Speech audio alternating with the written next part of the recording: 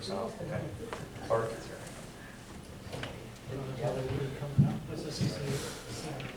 All right, let's call to order. This is going to be the City of Port Richey Community Redevelopment Agency Board meeting for Tuesday, January 25th. At this time, I'd like to stand and say the Pledge of Allegiance. I pledge allegiance to the flag of the United States of America and to the republic for which it stands, one nation, under God, indivisible, with liberty and justice for all.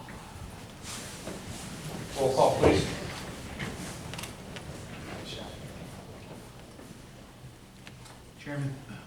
Chairman Scott Tremblay. Here.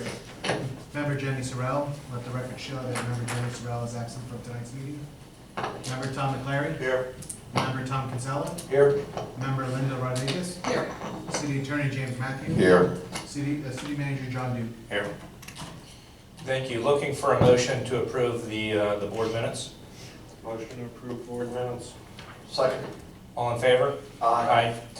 At this time, before we go any further into any comments, there was one item for board business that was advertised and that we posted and that is on our agenda.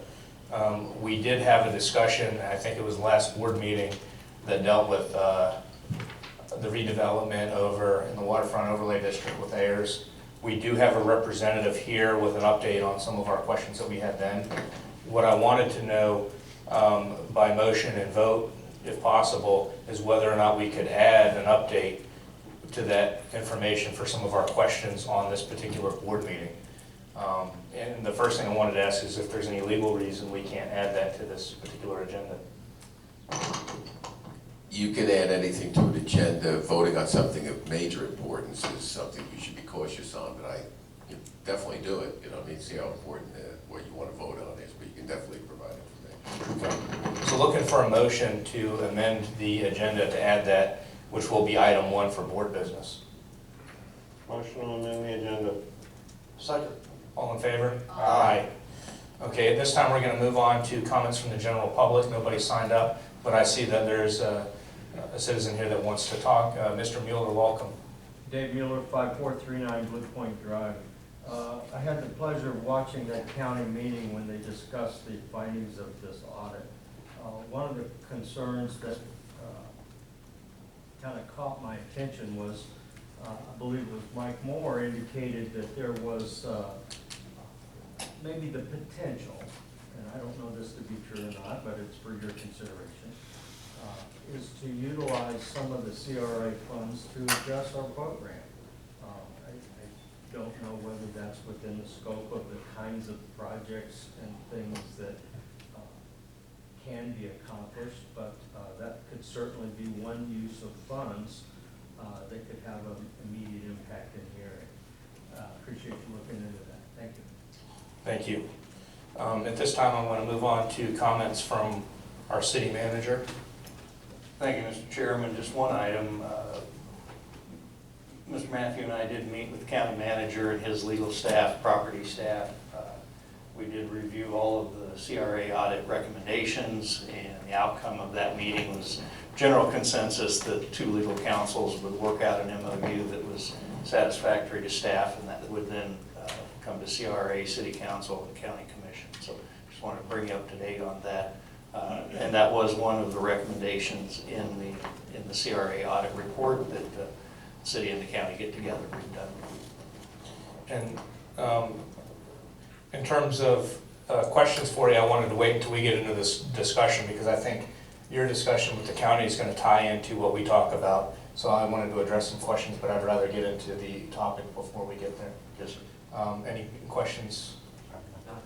No. Okay. That having been said, any comments from the board before we get into business?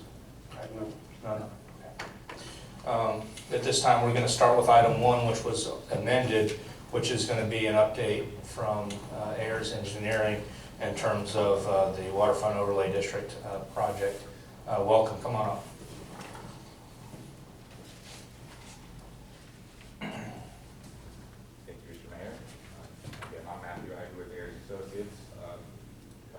Update on our discussion from a few weeks ago. The outstanding issue was the cost associated with the site sidewalk versus a boardwalk.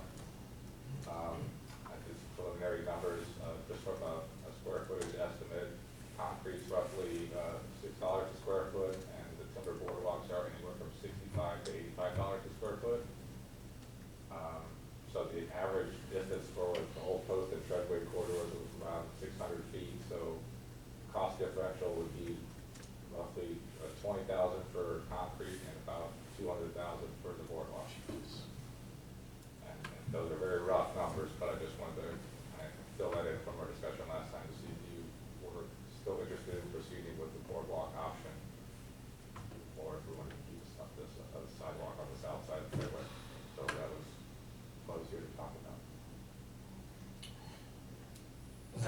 The cost estimate is high, which we know is gonna be higher.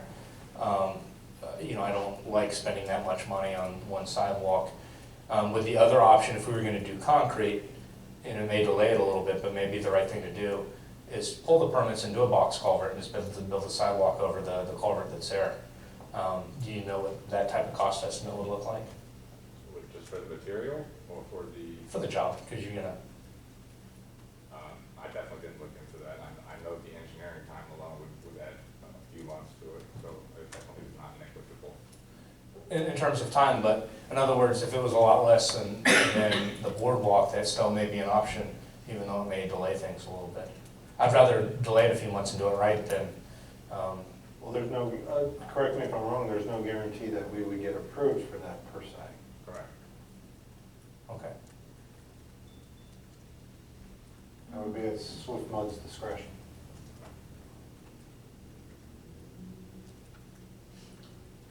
But our pre-application meeting we've had with Swift was trying to get an exemption, so we didn't approach that topic when we met with them. We would have to meet with them again.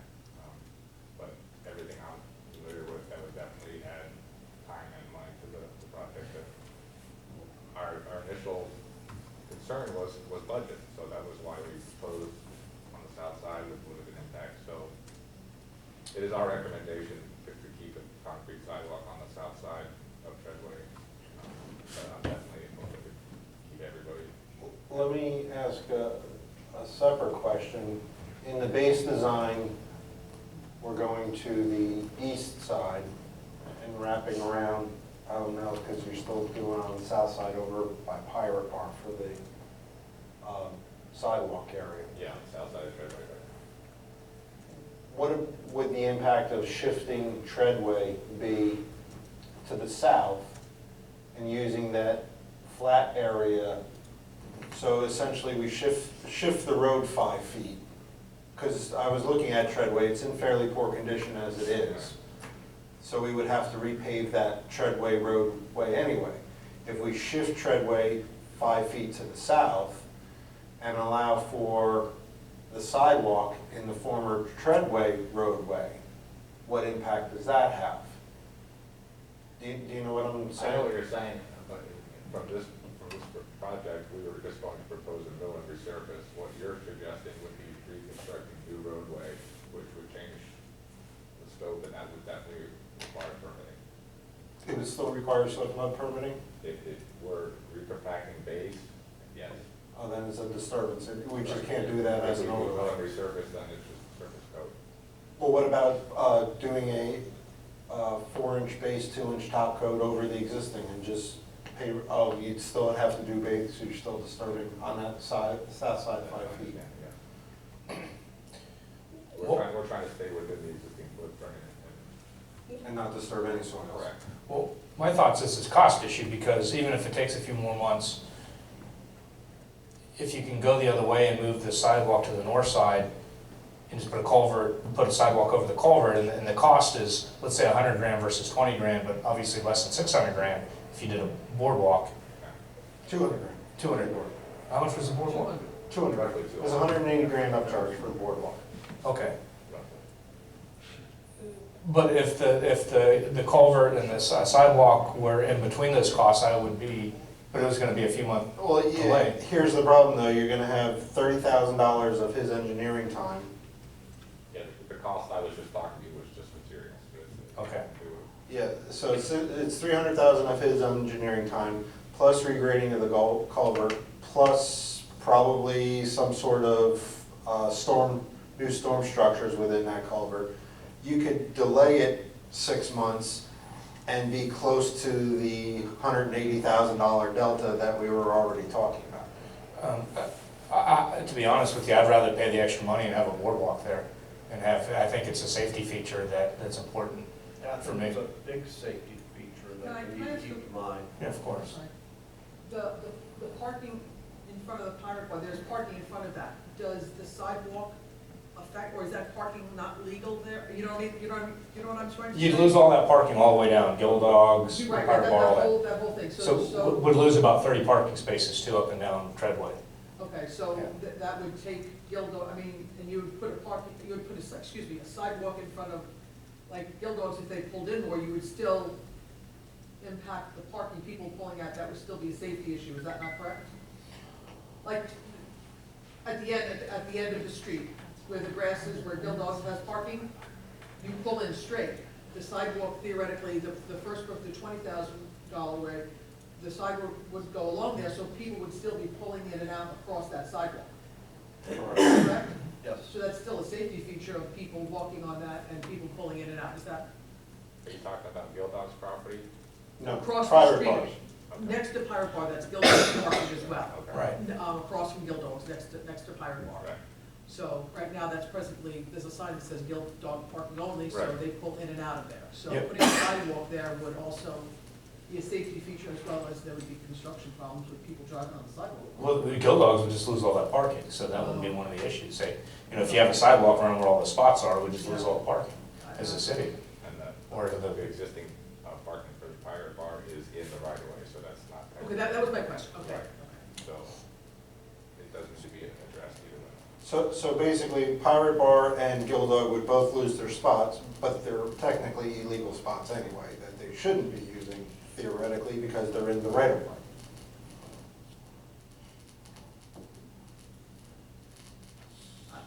I still like the boardwalk on the Gilboa side personally. I just still think it's a safety issue for pedestrians, so. Well, I think it gives it some character. We're supposed to be an old fishing village. Yeah. Have a wooden boardwalk, as a sidewalk, and it uses the space there. It's a narrow road, and so you're building over top of a culvert or a drainage ditch. So you're really using the space.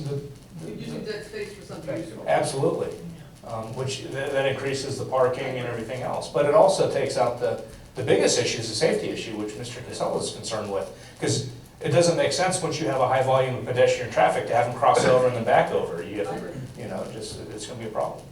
Do it right the first time. Sure. Exactly. And I think if it changes the cost estimate, I think that we should consider doing it. I believe our original cost estimate was 900,000, circa 900,000 for phase one. I don't have it on top of my head. I don't have it. It was somewhere in that area. So basically, we would go to roughly 1.2 million for phase one. I'm okay with that. But it's currently right now, it's a guesstimate. I mean, there's no figures, but I think what we need to keep in mind as we go through this is pedestrian safety. Everybody's gonna be walking and with summertime, you have boat trailers and high volume of other vehicles and pedestrian.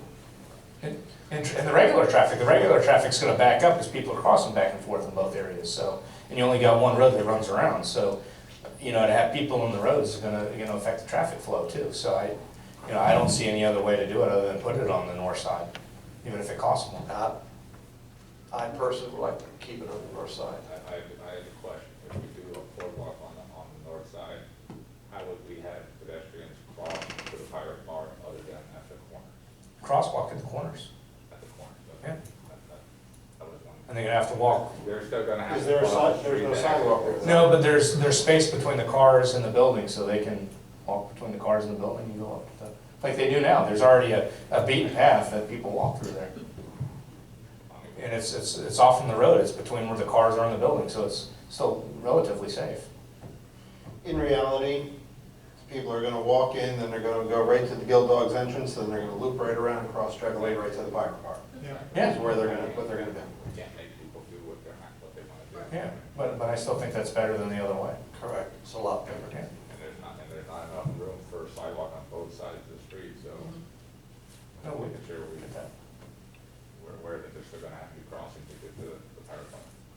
Yeah. Well, we have nothing now, so Right. put that boardwalk and it'll be an improvement. So I think by consensus, that's the direction we want to go. Todd, what's your feeling? My feeling is that I'm not tossed up, so I'm just gonna stay silent. So you can get to consensus with or without me. I agree, the north side of Gildo's. Okay. She agrees I'm in a toss up. So by consensus, I think that's the direction we're going to ask Ayers to go at this point. Yes. All right, then, we will update the plans and Okay. submit to those permitting agencies with that layout. Okay. Sure. Thank you for coming tonight to You're welcome. address that issue. Have a good night, guys. You too. Thank you. That closes out the amended item. The second item up for board business is discussion of the Community Redevelopment Agency audit. For brief introduction, I'm going to pass that to Mr. Duke, and then we'll open it for discussion. So the CRA audit has been received, it was in your packets at the last board meeting, so you all have that. There were 15 recommendations. A number of those have already been accomplished. All of them are, most if not all of them, are in progress, and I think I have a tracking document that's included in there where you can see each finding, each recommendation, and it's the recommendations that we're focused on, the status where we are right now, our own self-assigned who's in charge of making each one of them happen, and then what's the next step, my anticipated completion date for each one of those. So tried to give you a tracking document so you can keep track as staff continues to work on each one of those. If I may, I wanted to open for discussion on this. There's really kind of two main issues as you look at the audit. And one really is where we come from. And what I mean by that is the audit has issues that go from the very onset of the CRA when it was set up back in 2001 and 2002.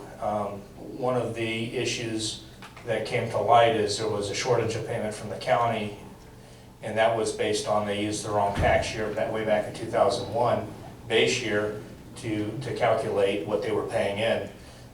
So there was a shortage, which we made the same errors we paid in throughout. But to get a general sense of what has happened with our CRA, and I had the benefit of meeting with the auditors to talk about some of these issues and recommendations. And I also have talked to some of the city officials, county officials, I'm sorry, about some of these issues. And I'm going somewhere, but I think there needs to be a basic understanding of what's happened here. So what happened is what's very unique to our city that other cities don't have is originally when it was set up, the entire city was considered blighted and part of the boundaries.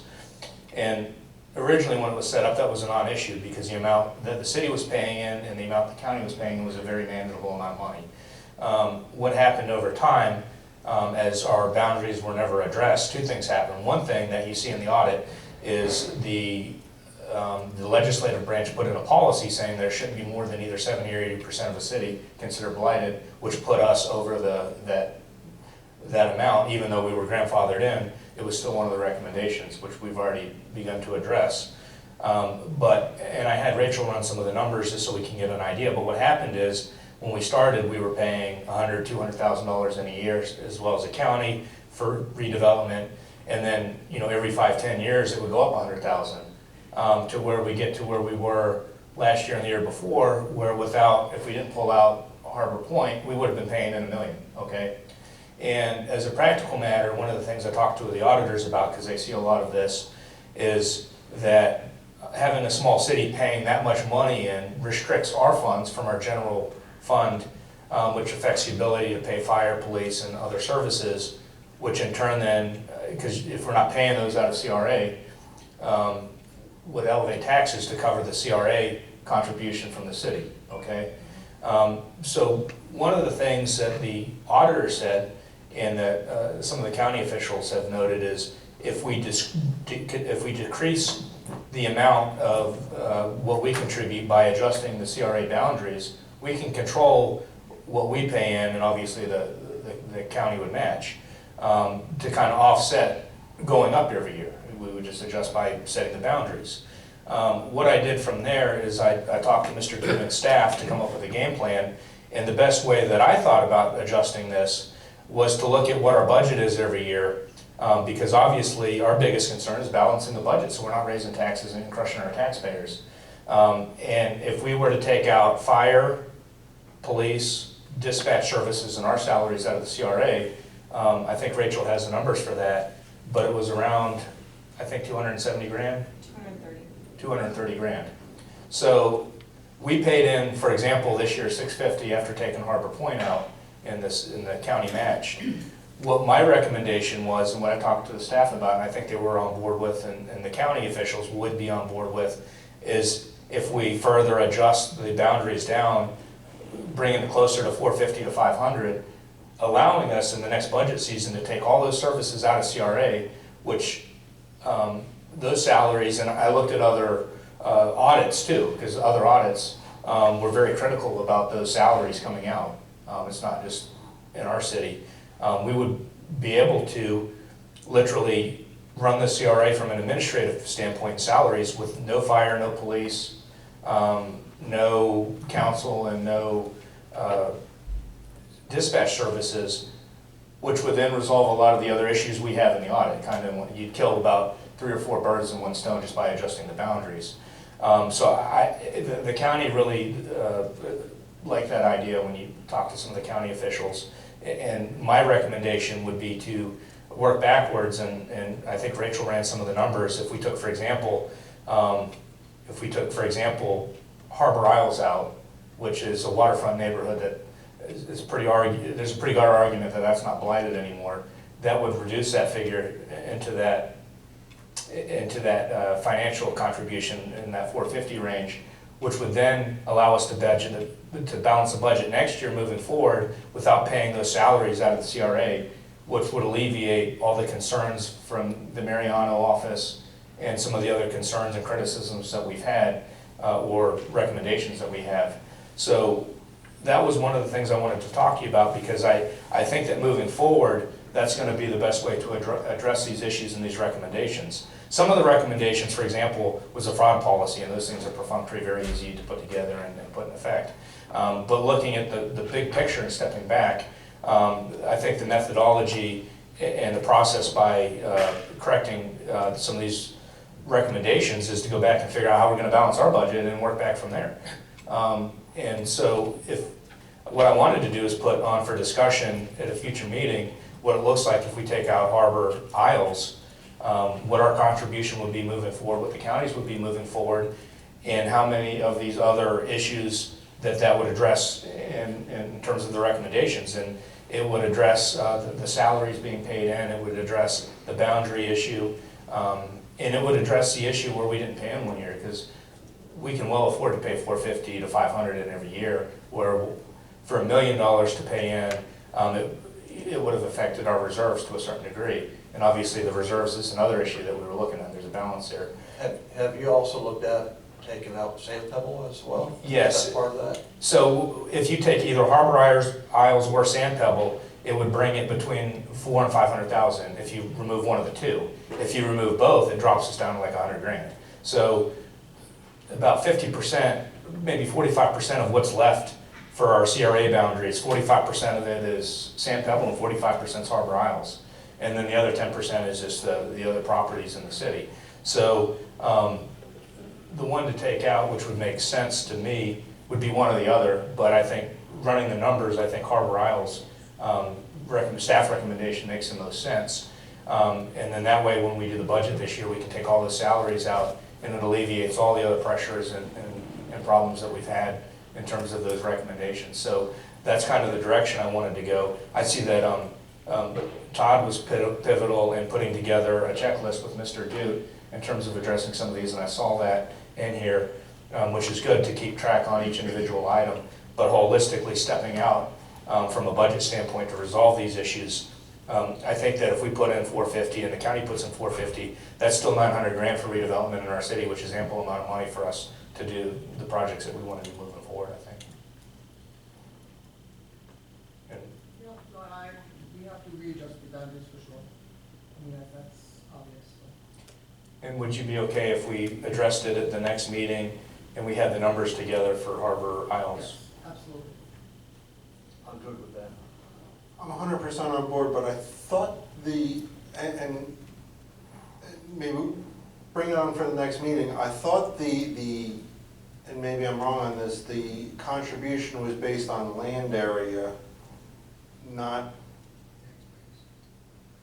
well, the tax base of it was land area, not the tax base. So I thought it wasn't, for the 450, the rest of the city I didn't think was 10%. I thought it was based on land area. And maybe I'm wrong on that, but let's make sure It's on the taxable values. It's on the taxable value of those individual Right. properties. And she ran all the addresses and worked all the numbers. Okay, as long as the math works out, Because I wanted to work backwards from there. And this is really good for the city in the sense too that this puts, because we're coming into budget season, so this is going to force us to deal with all our budgetary concerns now instead of at the last minute, Yeah. which sometimes happens, and to. I'm you know, wholly on board with taking out the operations portion of it from the CRA and putting it really where it should be in the general fund.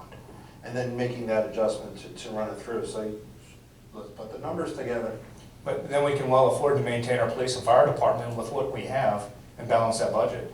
And she worked some of the numbers and take the salaries out, we can still balance that and not be paying out of the CRA. And I think it's fair to assume that Sand Pebble is not considered a blighted area. So I think that's perfectly defendable and a good way to go. And I think from talking to county officials, they're okay either way we go on that, you know. I think they're looking at the dollar amount. Look, if we're paying 450 to 500 in, that's probably fair for a small city. And so how we craft that, I don't think they much care. I'm just thinking it'd be cheaper to take out Sand Pebble because then The numbers are the other way, she's wrong. Oh, really? Yeah, the value is more for Sand Pebble than it is for Harbor Isle. So we put a lot of work and thought into this when I saw this on, and the staff's been fantastic and Mr. Duke's been fantastic running the numbers so we could address these issues. Yeah, I'm on board. And then there's I think there's some other recommendations that are more policy, and I wanted to address that because they said, when I met with the auditor, he said, look, he said, you can pay salaries all day long out of your CRA. He said, but there has to be a methodology, policies, and procedure. And he said, also, it's a moving target because you have more projects some years than you do in other years. So if you're paying your staff, which we do, you should readdress those costs on a year-to-year basis and readjust salaries based on the projects every year estimations. So I think Mr. Duke has now put a methodology in place and policies in place within the city to address salaries for our administrative staff moving forward so we can justify what we spend for our administrative staff. And we did that by following the recommendations with the appropriate policies and procedures with the methodologies attached.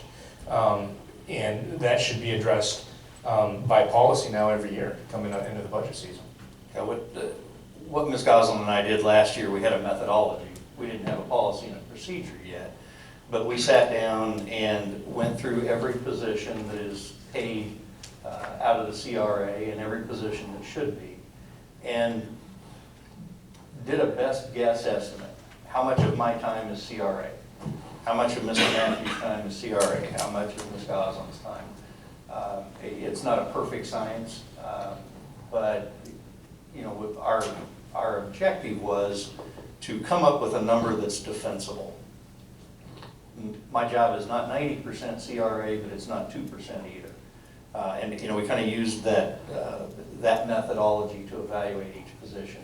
Next step, obviously, is to write policy and procedure to codify that, turn it into a policy to say whoever sits in these chairs does that every budget cycle. So That was the methodology that we used. There's some things we can do, you know, there's ways to measure certain staff in, certain employee positions, and, you know, Mr. Matthews' time is very easy, but every month I get a statement of how many minutes he spent on what.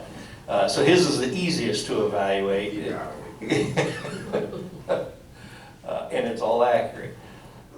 It's a little more of a guess for the rest of us. We don't fill out, you know, from 8 o'clock to 8:15 I did this, and 8:15 to 8:30 I did that. So some of it's still a best guess.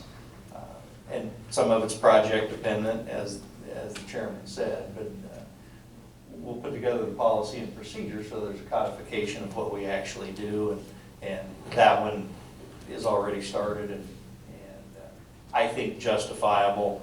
The police fire positions are a lot harder to justify, and obviously the auditor said take them out.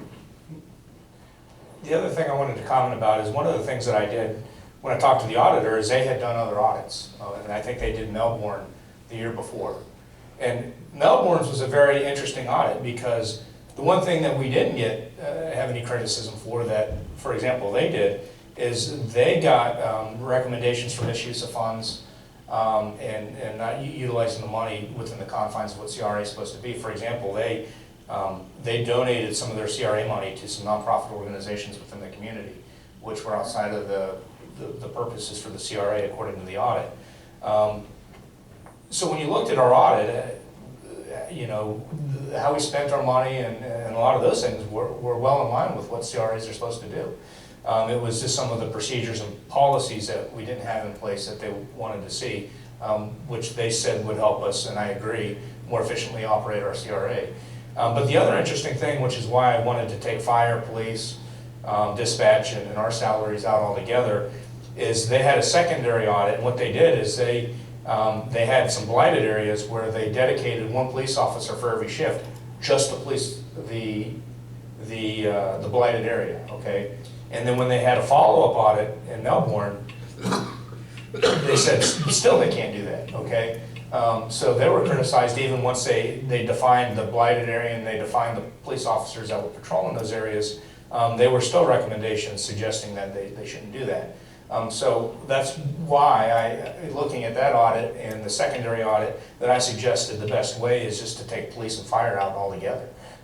Because I don't think it matters how we document that, what methodologies we put in place. You know, I think there's going to be recommendations against that.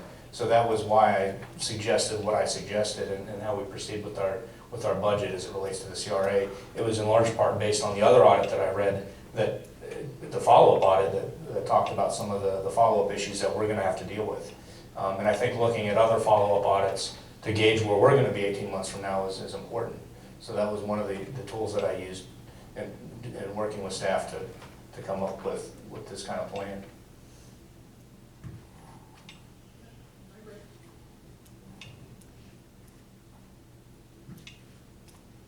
One of the things they said in this was that we don't have a plan, like, of projects. Did I read that correctly? A project list, yes. Okay, do we, I don't know. Do we have that? We did.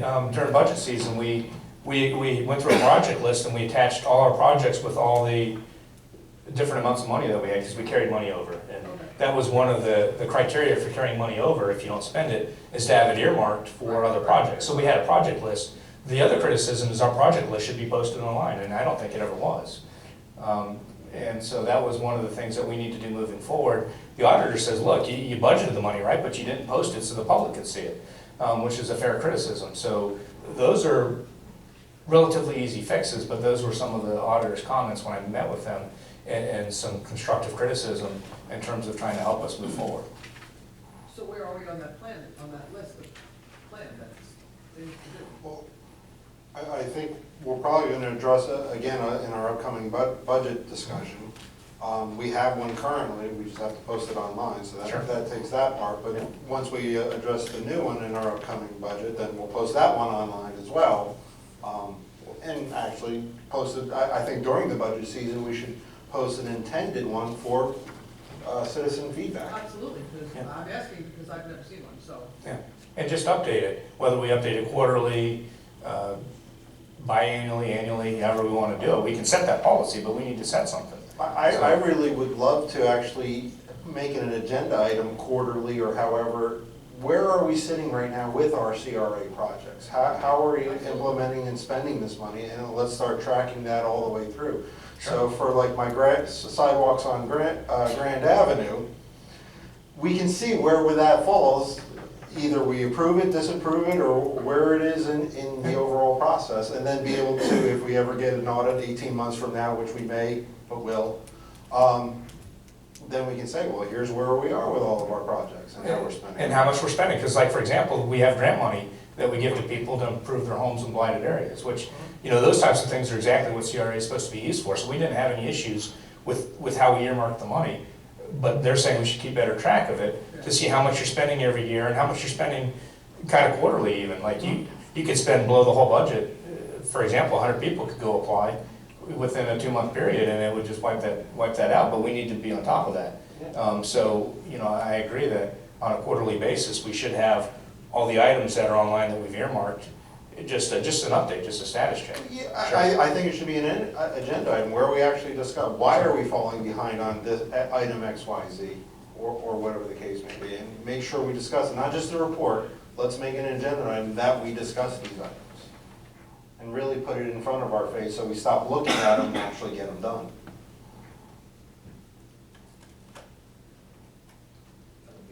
Will do. I know the grant project is captured in the building department's report. I'll pull that out, put it into the CRA. So it's, as you said, in front of the CRA board, not buried in the building department. And that was one of the other things that the auditor addressed is, look, you guys are the same entity that talks about city affairs. And he called it gavel in, gavel out. He's saying, look, when you come across CRA issues in your city hall meetings, once you tap that gavel and that meeting ends, you need to then readdress those issues formally in CRA, so the public's put on notice, so it's posted, and so the general public can come speak to those issues. So, you know, those are the types of things that I know Mr. Duke was with me when we met with the auditors, and we went through all this, and Mr. Matthew was there as well, and, you know, those were some of the comments. I just wanted to share those with you. Ironically enough, the grand plan to fix, when I say fix, to address these recommendations, was already put in motion when we took Harbor Point out. So the city's already been working towards these goals even long before the audit hit.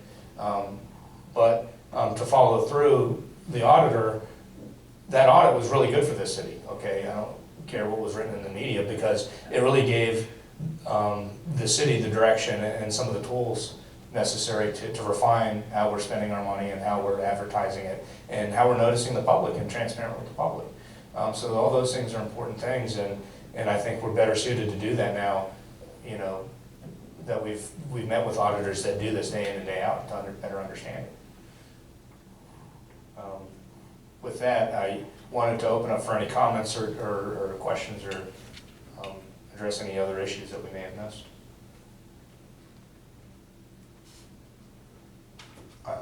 This tracking document, thank you very much. I think it's phenomenal. It shows exactly how we're addressing all of the comments, all of the statuses.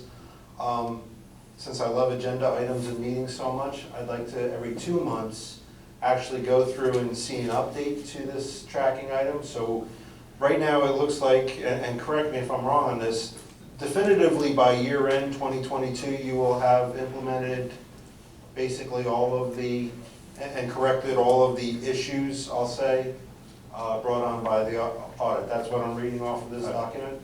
I believe that's a reasonable time. Okay. So theoretically, we'll have, you know, it's January now, 5 more meetings to track that progress and you know, make sure we hit that target of the end of the year that we're implementing all of these. And let's discuss it.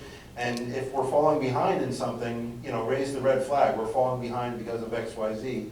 So we can then address it as what is within our power. Obviously, you and Jim are doing the majority of the work.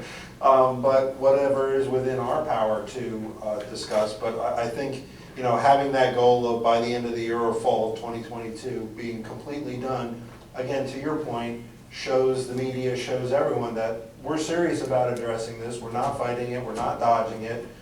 We find that the audit beneficial, and we're trying to correct all the issues. Although there was no legal misuse of illegal misuse of funds or anything of that nature, we are implementing all of those suggestions and requirements. And this is where we're tracking in the schedule. So yeah, if we could put that as another tracking item every 2 months, just run through them all and let us know where we are, where we sit. And that was the other point, is there were no requirements. They never looked at what the city did and said, we did something illegal and you have to fix this. These were just recommendations to better keep track of everything and justify, you know, how we're spending money, and to have appropriate policies and procedures, in large part of things we were already doing, but to codify it so that moving forward it's set in stone in terms of when and how we're going to do certain things. The other point that I forgot to make that I think is important, the auditor was very informative as it relates to the issues from 2002 to now. He made it very clear that there's only 2 taxing authorities involved here. There's the county and then there's the city. So the MOU that Mr. Dude spoke about, basically the auditor said, you guys can sit down at the table and whatever you guys want to agree on, you can do. So we're in a real good position there with the county that whatever we decide to do with what happened from 2002 to now, we have the ability to do as long as there's an agreement between, and there's actually 3 parties. You have the 2 taxing authorities, which would be the county and the city, and then the board itself. Okay, so as we make decisions in terms of the MOU, it'll have to go through both of our boards. When I say boards, it would be the CRA board as well as the city, so it would gavel in, gavel out, and do it both, and then the county would agree. So you'd have the 3 parties, even though there's 2 taxing authorities. Just out of curiosity, as to the gavel in, gavel out, does that have to be, obviously have to be separate meetings within the entities, but does it have to go through a separate notice period? Just that for my own curiosity. So for instance, let's say the city council passes something on the MOU. Well, let's use that as the example. Can that immediately be done, or does that then have to go through the notice period for the CRA board and have to be a meeting 2 weeks from now?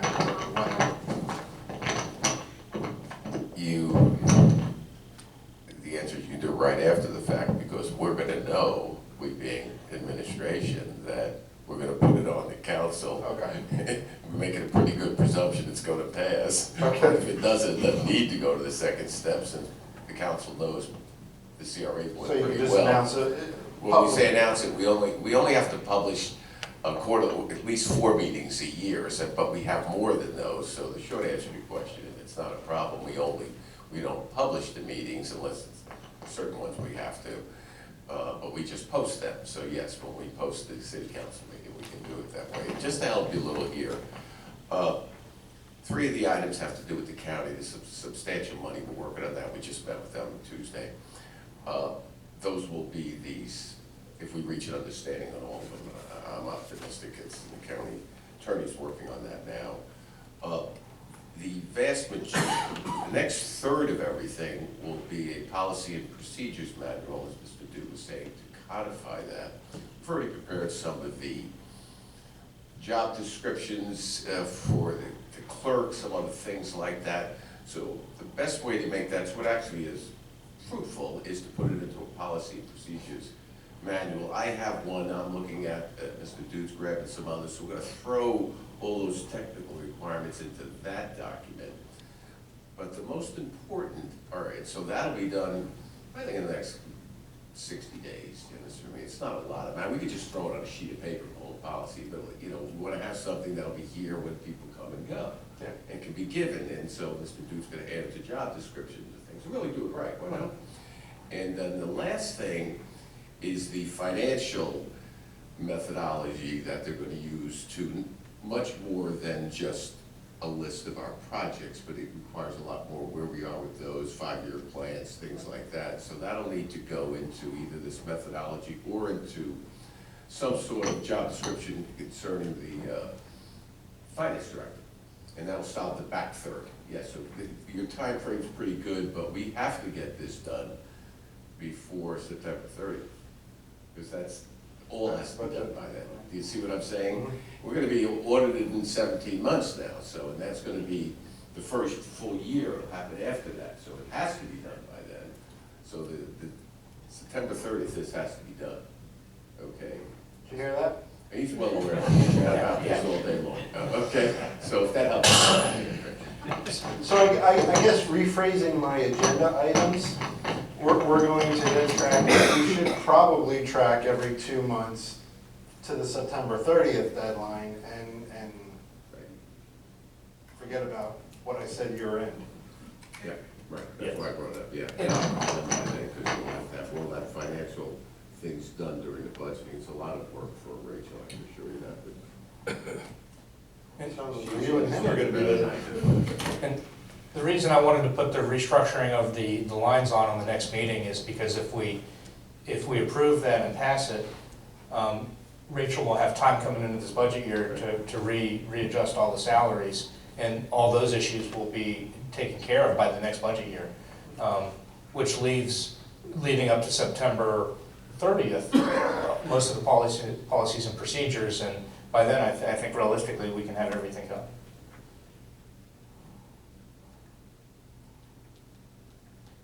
So by September 30th, we're done and out the door. And followed for a whole year. Follow for a whole year. So that's all I had. I didn't know if there was anything else before we close this item out. What else did the county say? I mean, since they were so vocal a week or two ago, what have they said about the audit besides what they said in their meeting? In my discussions with them? Well, in any discussion, I mean, they were very negative towards us. Mr. Matthew and I met with staff, county manager and his staff. The general sense was, let's figure out a solution. What happened in the past happened, but we're going to start at zero, move forward and do the right thing. Basically, staff working on solutions regardless of what else is going on. So looking at the report, looking at the recommendations, and finding a consensus for the city and the county to move forward regardless of what's happened in the past.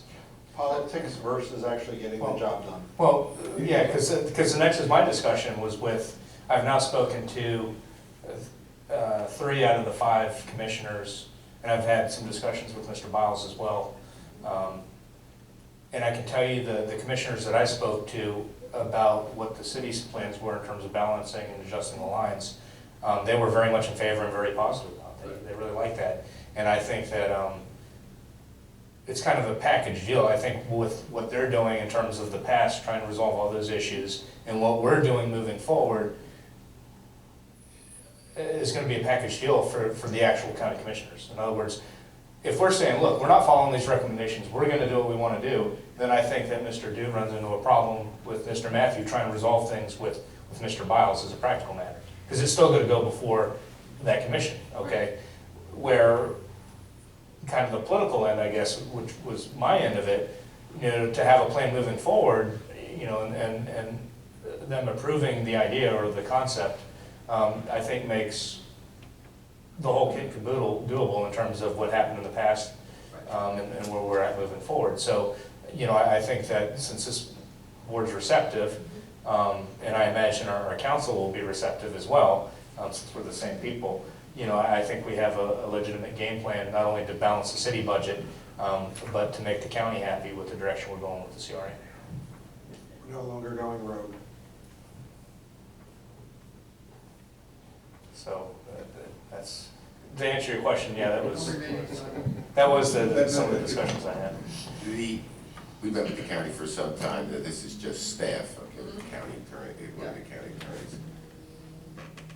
Take the issue of neither one of us used to, us or the county used the correct base year, okay? So I think what Mr. Duke said is, or the mayor, that issue, the only interested parties are us and the county, Okay, so if we can work it out, nobody else needs to check that. More importantly, so let's say we can't work it out. Well, the city would have to pay money from its left hand to its right hand.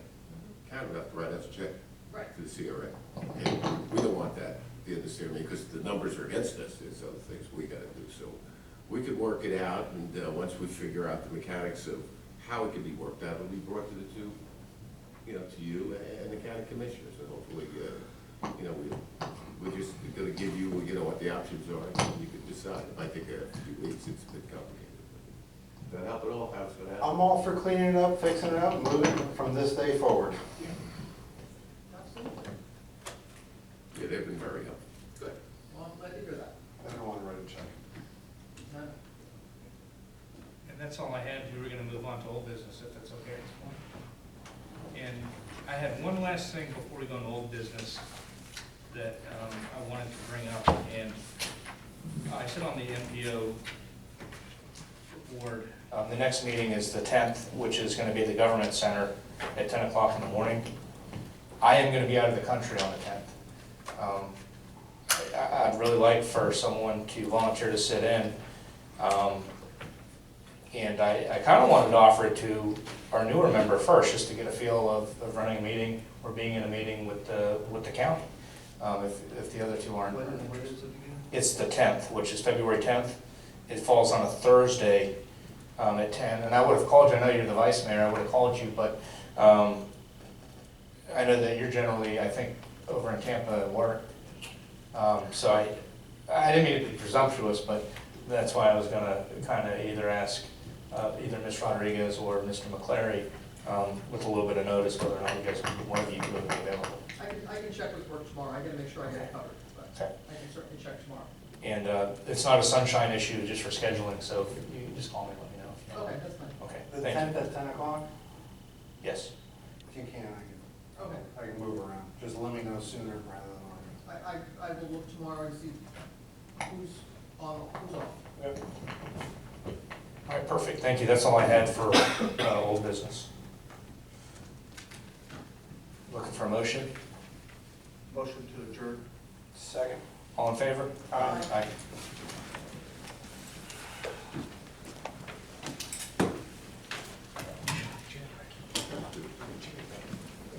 That was one of our longer meetings. Oh, yeah, yeah, yeah. Normally I'll